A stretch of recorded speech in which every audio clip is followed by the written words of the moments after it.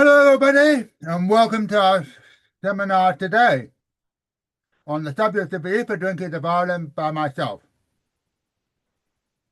I will not say much about myself because you all surely know me by now. I've been doing this for 5 years, and I've been chairman of a group a few years ago. I've been secretary of a group twice.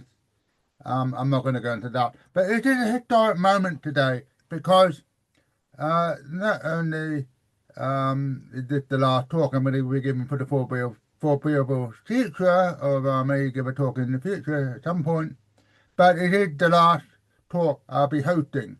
It's purely a coincidence I'm also giving the talk today. Alice Holman will take over from next month, and it will be on Wednesdays, not Tuesdays. I will come into that and say more about that at the end of the talk. Anyway, let's get on with our talk today.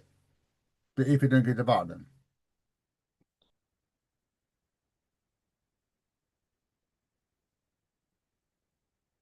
Let me begin by saying what I'm not covering in this talk.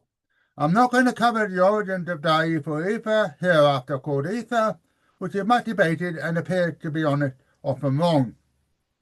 Nor will I cover the history of the use of ether as an anaesthetic, which is a well-known topic and has no direct relevance to the subject of this talk, perhaps surprisingly. There are several experienced anaesthetists in this audience, I'm sure, who could give a far better talk on this topic. I will be discussing the rise of ether drinking in Ireland, its effects on its drinkers, and its eventual decline. I will also briefly discuss the later drinking of ether in Polish Silesia as a parallel with some similarities and some differences. My interest in this topic stemmed from an entry in ether drinking in the Dictionary of Irish History, which I consulted when I was writing my recent biography of Henry Roscoe. As a Liberal MP, he was involved with Irish Home Rule, although he didn't have very much influence on it. So I was looking something up, and I came across this entry that said ether drinking, and I said, ether drinking? What on earth is that?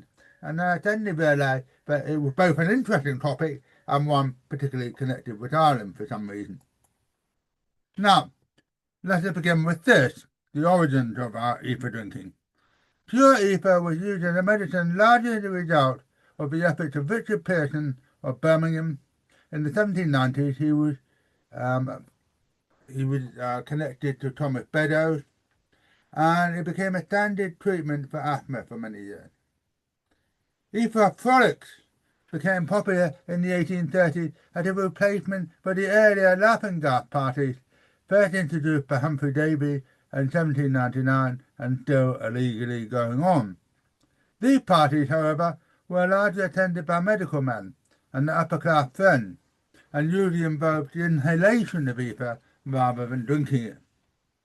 These two strands, the recreational use of ether and its replacement of nitrous oxide, gave an American dentist, William Morton, the idea of using ether as an anaesthetic in dental operation in October 1846, and Ether Day is commemorated as the first time it was used in a full-blown operation on the 16th of October of that year. Now, why Ireland? Well, the Irish drank whisky rather than whisky and beer, and hence preferred a strong drink. This seems to be a common theme where ether drinking arises. The British authorities had a major clampdown on illegal distillation, leading to a lack of moonshine, or poteen as it's known in Ireland. Coincidentally, at the same time, Father Theobald Matthews, an Irish Catholic priest and friar, began a total abstinence movement in April 1838. By 1845, at least 3 million people in Ireland, out of a total population of 8 million, which was then rapidly declining, had taken the pledge.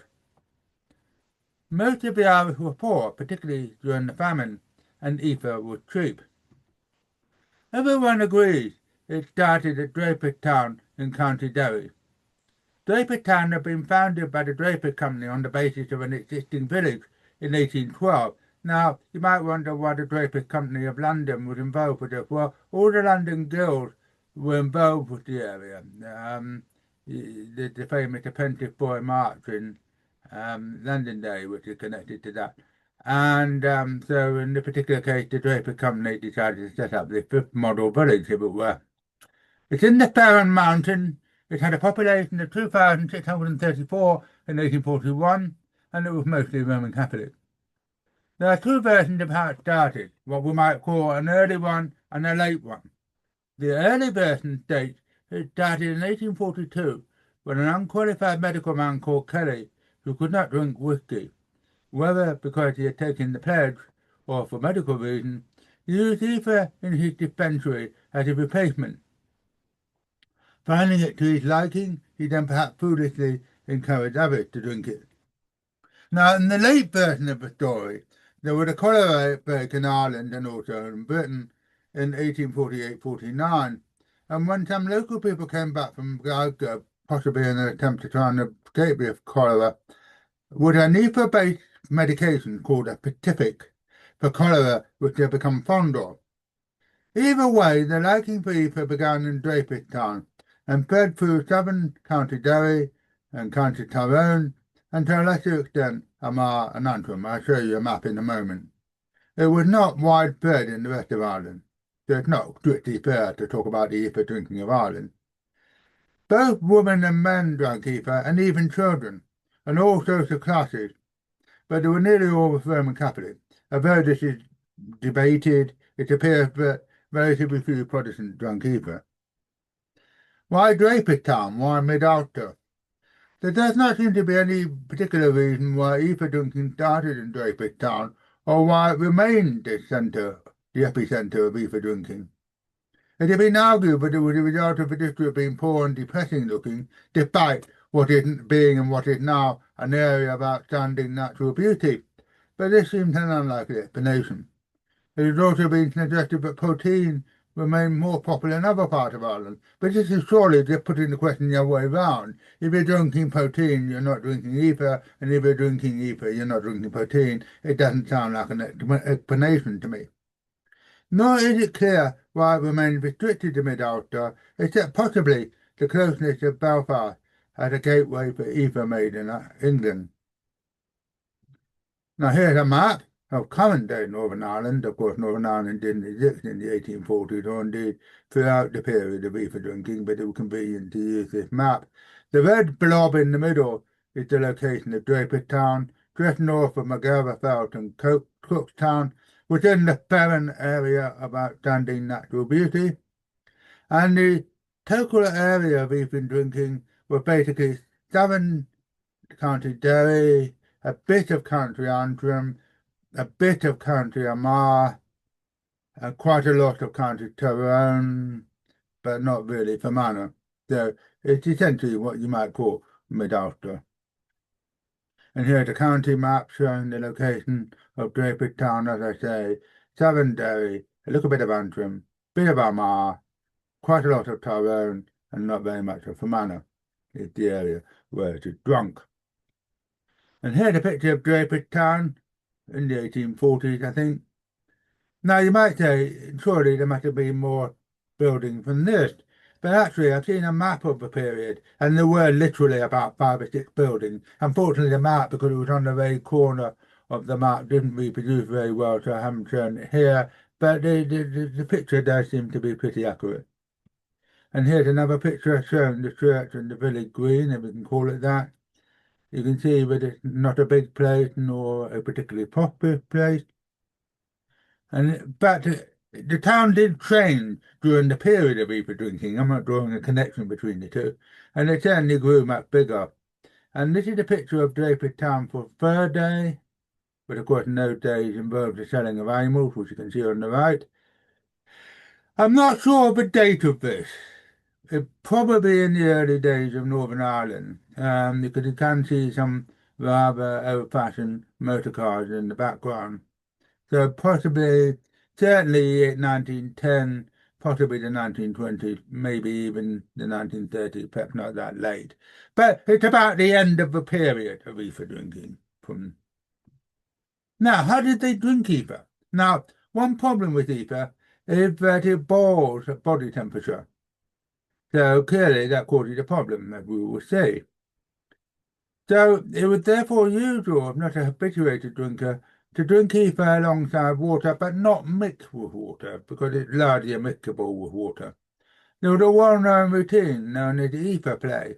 Scene 1, the mouth is washed out with cold water. Scene 2, a draught of cold water is drunk. Scene 3, the ether is swallowed neat. Scene 4, the performance closes with a second and final drink of cold water. This is, of course, largely to keep the ether in the body. Once one was accustomed to drinking ether, the water became unnecessary, apparently, although you still think it would be useful in terms of preventing it boiling inside you. Now, how much ether did they drink? How many people drank ether and how much? It's hard to get definitive figures, but the government later claimed 100,000 people drank 17,000 gallons a year. This amount is quarters of a litre a head, which sounds a lot, but if you divide it over a whole year, it's 14 mils or about half an ounce a week. The amount drunk each time is disputed. Some say about a teaspoon, others an ounce or a wine glass, and some hardened drinking were said to consume half a pint. Now, that is not a simple matter, however, because ether did not give one a hangover and one quickly recovered from drinking it. So therefore, it was perfectly feasible to drink ether several times a day, which complicates matters of calculating consumption. So the half pint might well have been over the course of a day, rather unlikely at one go. Now, just a bit of light relief here. We have a picture of an ether bottle from the Science Museum collection, which must have dated before 1890, because as we will see, that was when it was declared to be a poison, a legal poison. Now, the effect of drinking ether. Like the drinking of alcohol, ether drinkers went through several stages, but more rapidly. Firstly, excitement, then confusion, followed by loss of control, which created a lot of more anxieties at the period, and finally loss of consciousness. Ether drinking caused excessive starvation, burning of the upper abdomen, and massive burping. This burping, by the way, is essentially ether fumes. It was also said to taste foul, although personally it never struck me that ether was particularly foul.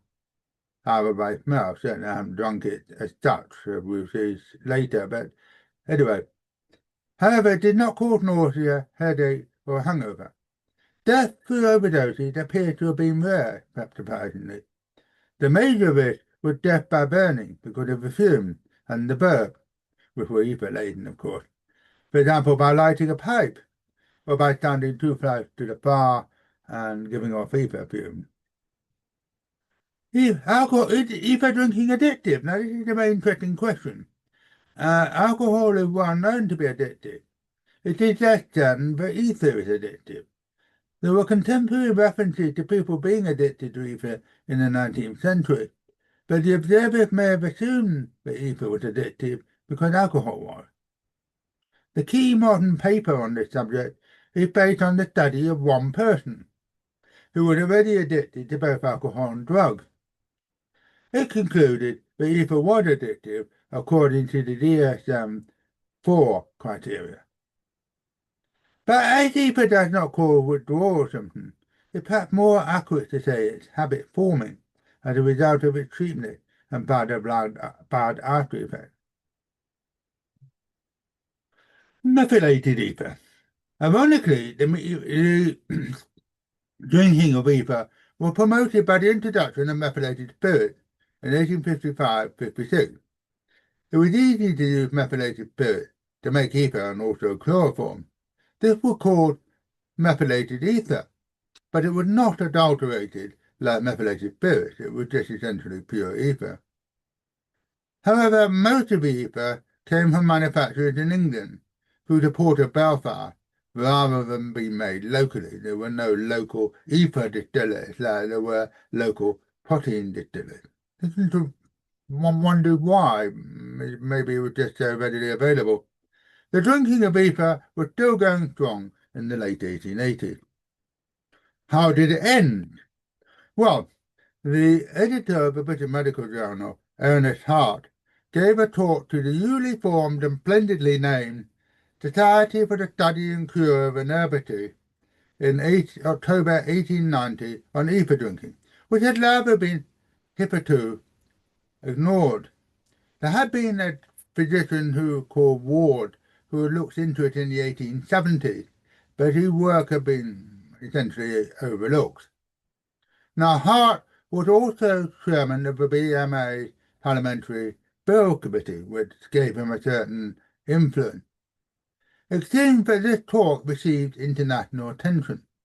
An article on RSE for drinking was published in the New York Times in November 1890, soon afterwards, and in the Sydney Morning Herald in January 1891. Of course, it's perhaps not a coincidence, but both New York and Sydney have a significant number of Irish immigrants. However, it seems that an article in the Christian Herald on the 26th of March 1891, note the exact date, but finally goaded the British government into action.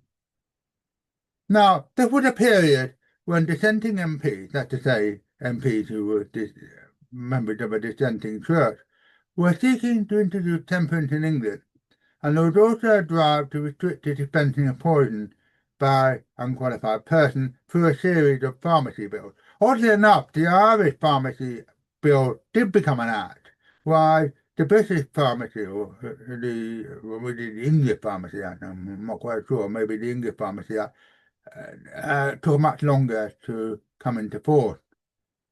Henry Roscoe was involved with both these movements as it happened. The government decided to make ether a scheduled poison, although it could be argued on the face of it that ether is not poisonous.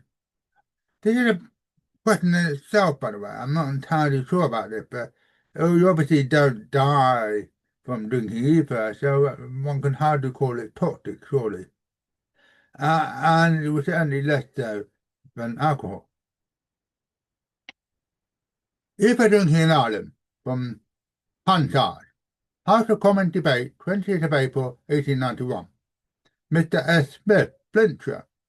I beg to ask the Chief Secretary to the Lord Lieutenant of Ireland whether attention has been drawn to an article in the Christian Herald of the 26th of March, wherein it is stated that there are 46,000 ether drinkers in the north of Ireland imbibing annually 18,000 gallons of this liquid.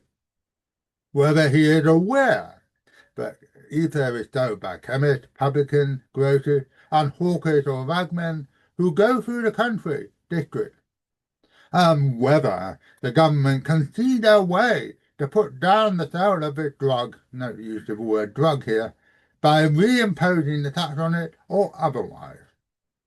Mr. A.J. Balfour, the nephew of the Prime Minister, the Marquis of Salisbury, and the future Prime Minister himself. The Honourable Member has been good enough to send me the article from the Christian Herald to which the question refers. The local constabulary authority report that from close inquiry and observation, they are satisfied that the numbers given in this article in question are wholly exaggerated. One is rather the case. The improper sale of ether as an intoxicant has been promoted through the agencies indicated in the second paragraph.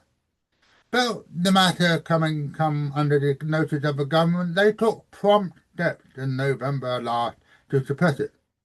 Ether was thereupon scheduled as a poison, and can now only be sold by authorized chemists, and buy them only as a poison. Inquiries show that since that time the sale has largely diminished. And this is true. Ether drinking came to an end in Ireland. One might have thought that some people carried on drinking it regardless, but perhaps they drank it because they thought it was both legal and moral. The sudden disappearance also suggests that ether is not addictive. How many addictive substances so quickly leave the scene? Another factor must be the fact that it was imported from England and sold by wholesalers rather than made illegally, locally, like poteen. The members' supply was more easily restricted. A visiting physician, William Cornwell, still found cases in the former ether drinking district in 1910. Further restrictions in ether drinking were introduced by the new Northern Ireland government in 1922 and 1927, if I remember correctly, during the 1920s. Now, ether drinking having disappeared from Ireland, or for the most part, let's consider it in another place, in Polish Silesia. Ether drinking existed in other countries, notably in Norway, Russia, and by Scandinavians in the USA, all people who normally drank strong drinks. Perhaps the most interesting case is an outbreak of ether drinking in Polish Upper Silesia in the 1930s. Again, cost was a major factor. It was drunk by the poor, peasants and miners mostly, and poverty was increased by the Depression, just as the Irish poverty had been increased by the famine. Government action was again one factor. The Polish government had introduced a state alcohol monopoly in 1924 that made alcoholic drinks expensive. Another similarity with Ireland was the drinking of ether by children. However, and this is one difference, the drinking of ether had been made illegal in Poland in 1923, and hence, unlike Ireland, it was an underground activity, something that didn't occur in Ireland. Like Ireland, the ether came from outside the country, in this case from Germany. It was popular right up to 1939, but died out after the Second World War. Why? The German border had been moved 200 miles to the west, and ether was no longer available by that route. Furthermore, the state had introduced a socialist economy, and therefore it was not possible, at least very, very difficult, to make ether secretly. However, there is another case where ether is in a sense drunk, and that is Victory B. Victory B lozenges were invented in 1864 by Thomas Farr and Edward Smith, MD, and made in a factory in Nelson, Lancashire. They contained ether, licorice, and chlorodyne, a patent medicine containing laudanum, cannabis, and chloroform. I remember them very clearly from the early 1960s, and they were certainly very powerful. The ether, in particular, was noticeable. Sometime after that, I cannot find out when, the ether and chloroform were removed, presumably along with the cannabis and opium. However, the manufacturers cunningly devised a flavouring that smells and tastes like ether. Victory B is now manufactured in Debenhams by a subsidiary of Mondelez Industries. Globalization is everywhere. And here's a picture from Gracie's Guide to British Industrial History. Have a glow with Victory B gums and lozenges. I'm pretty sure they still had the ether and chloroform whenever in the 1950s, therefore.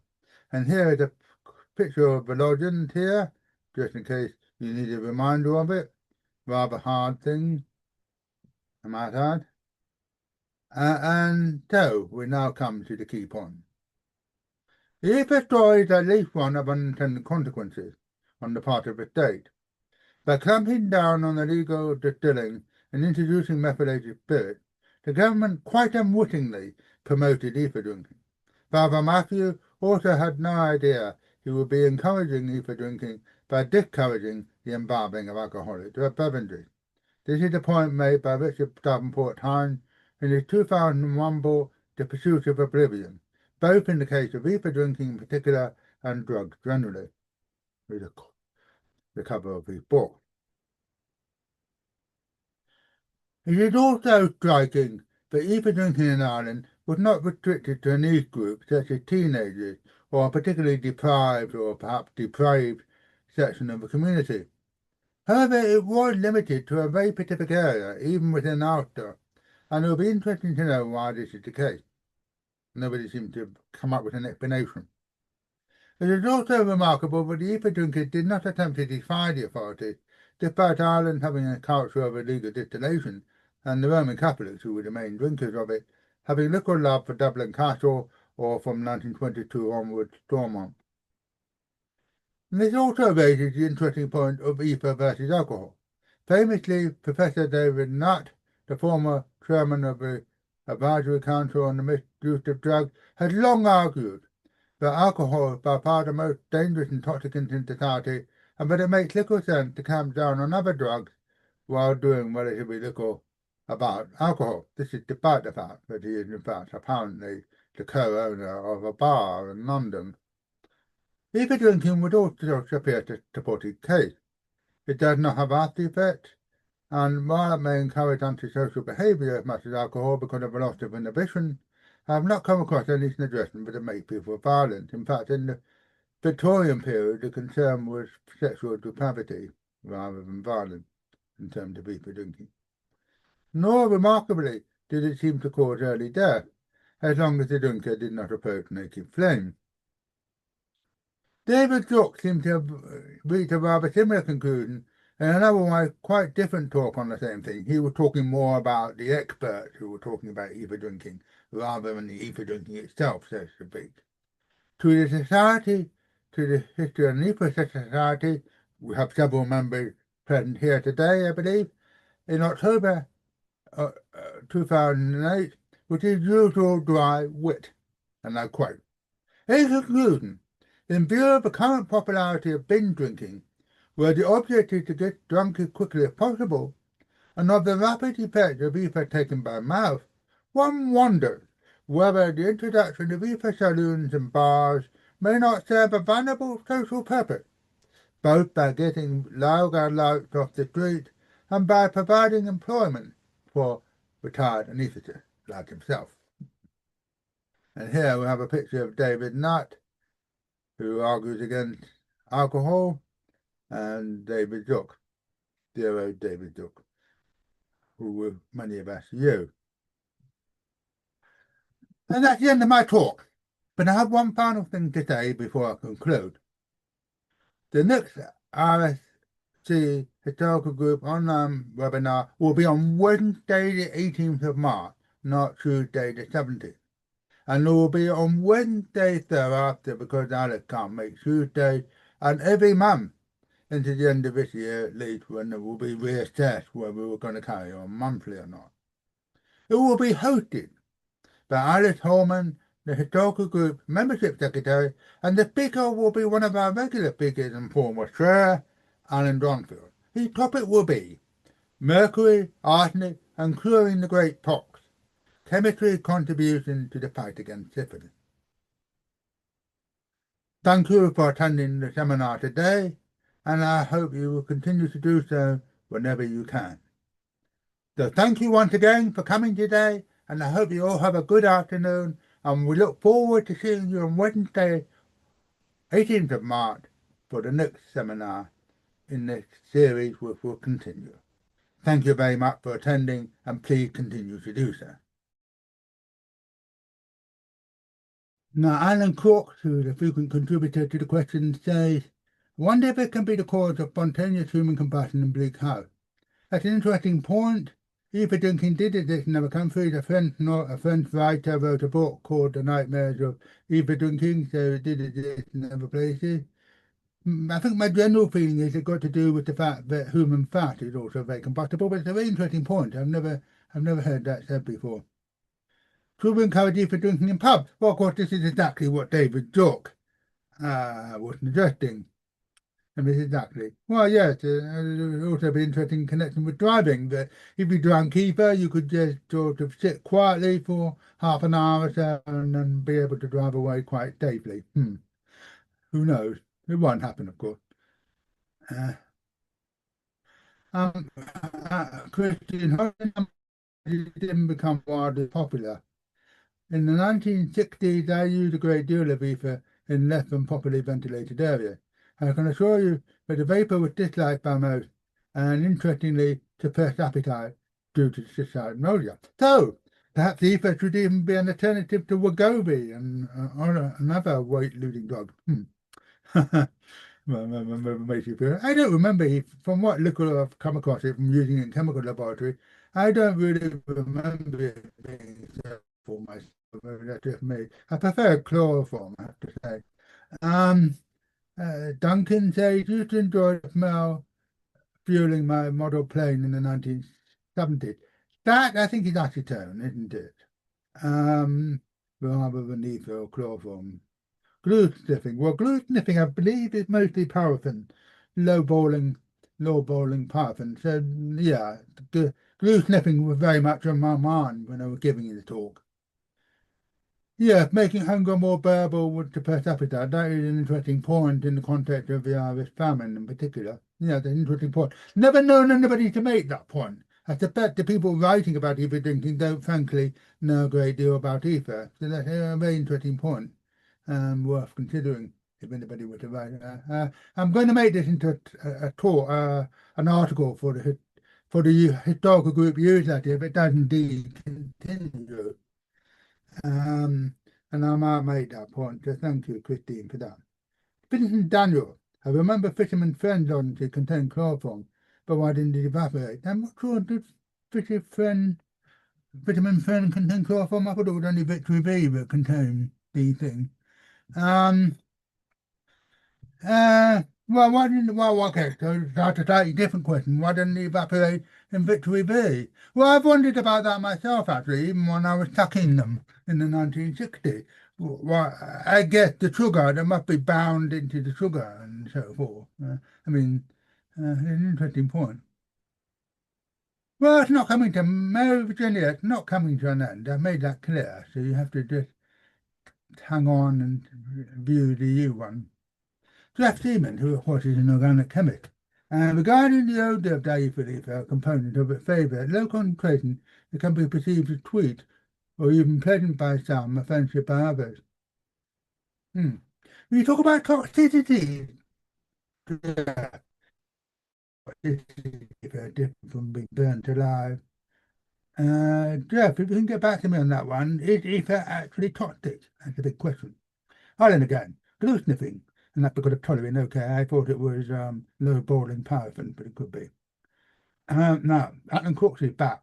I used to have a friend who started his energy magnet by putting ether into the carburetor. Yes, I have heard that. But sometimes you could start a car by adding some ether. Not too much, though. It might turn into a rocket. Okay, everybody, well, that's your question. Just hang on a wee bit longer to see if Jeff comes back to me about the toxicity or anybody else has got any interesting questions. But sadly, my time as both host and speaker is now dwindling away, and I appreciate it was quite a short talk today, but there's only so much you can. Jeff, yes, you've missed my question. Is ether toxic? And can anybody else, one of the anaesthetists present, tell me, is ether actually toxic? That's a term for maybe not very pleasant or inflammable, or flammable, as people should say these days. Okay, I'm putting the question to the whole audience, the first time we've ever done this, I think, is a toxic. I'll give 2 minutes for anybody to answer that question.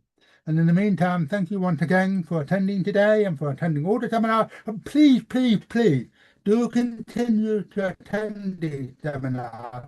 When before Alice Holman, our next month we're here. That's absolutely fantastic and Ronfield. No, nobody's ever, yes, yeah, instant start, yeah, more one way than one. Of course, the stuff you use to take ice off windscreens is methanol, so you can get some wonderful chemicals to use with cars.